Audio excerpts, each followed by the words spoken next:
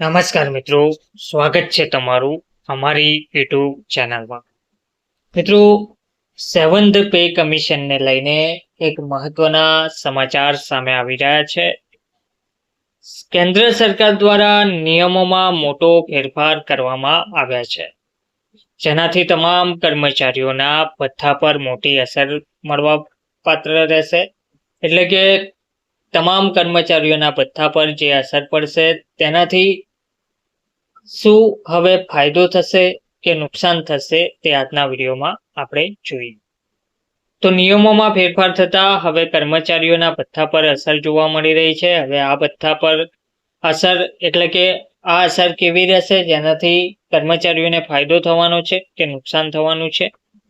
તો કેન્દ્ર સરકારે કર્મચારીઓના ભથ્થાને અસર કરતો એક મોટો નિર્ણય લીધો છે.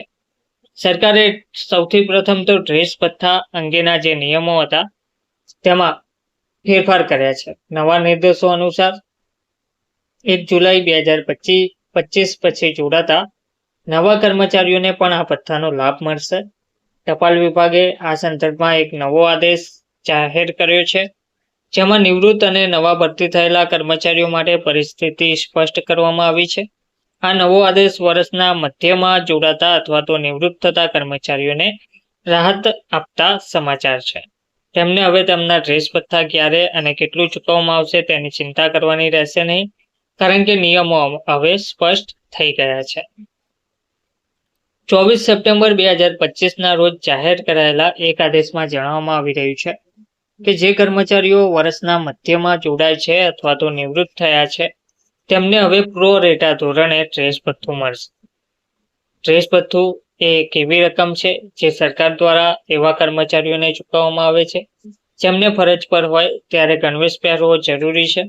ઓગસ્ટ 2017માં જાહેર કરાયેલા એક પરિપત્રમાં નાણાં મંત્રાલયે જણાવ્યું હતું કે ડ્રેસ ભથ્થું હવે ઘણા હાલના ભથ્થાઓને જોડે છે, જેમ કે કપડાં ભથ્થું, મૂળભૂત સાધનો ભથ્થું, ગણવેશ જાળવણી ભથ્થું, ગાઉન ભથ્થું અને જૂતા ભથ્થું વગેરેનો સમાવેશ આમાં કરવામાં આવ્યો છે.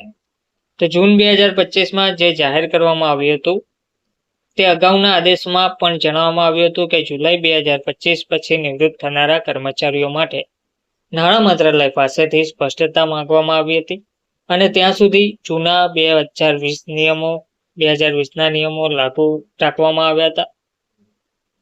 હવે નાણાં મંત્રાલયે સ્પષ્ટતા કરી છે કે જેમ નવા ભરતી થયેલા કર્મચારીઓને વર્ષના આધારે ડ્રેસ ભથ્થું મળે છે, તેવી જ રીતે વર્ષના મધ્યમાં નિવૃત્ત થતા કર્મચારીઓને પણ પૂરો રેટા ડ્રેસ ભથ્થું મળવાપાત્ર રહેશે. ટપાલ વિભાગે જણાવ્યું હતું કે ડ્રેસ ભથ્થું જુલાઈના પગાર સાથે ચૂકવવામાં આવશે. તેથી આ વર્ષે નિવૃત્ત થતા ઘણા કર્મચારીઓને પહેલાથી જ ભથ્થાનો સંપૂર્ણ અથવા અડધો ભાગ મળી ગયો છે. નવા નિયમો હેઠળ ઓક્ટોબર 2025થી નિવૃત્ત થનારા કર્મચારીઓ પાસેથી જરૂર પડે વધારાના ચૂકવણી વસૂલવામાં આવશે, પરંતુ 30 સપ્ટેમ્બર 2025 પહેલા નિવૃત્ત થનારા કર્મચારીઓ પાસેથી કોઈ વસૂલાત કરવામાં આવશે નહીં. વિભાગે એ પણ સ્પષ્ટતા કરી છે કે જુલાઈ 2025 પહેલા જોડાતા કર્મચારીઓને જૂન 2025 સુધી લાગુ પડતા નિયમો અનુસાર ડ્રેસ ભથ્થું મળશે. કેટલીક જગ્યાએ એવું જોવા મળ્યું હતું કે પાછલા વર્ષના ડ્રેસ ભથ્થાનો જુલાઈ 2025ના પગારમાં સમાવેશ કરવામાં આવ્યો ન હતો. તેથી આને સુધારવા માટે સૂચનાઓ જાહેર કરવામાં આવી છે.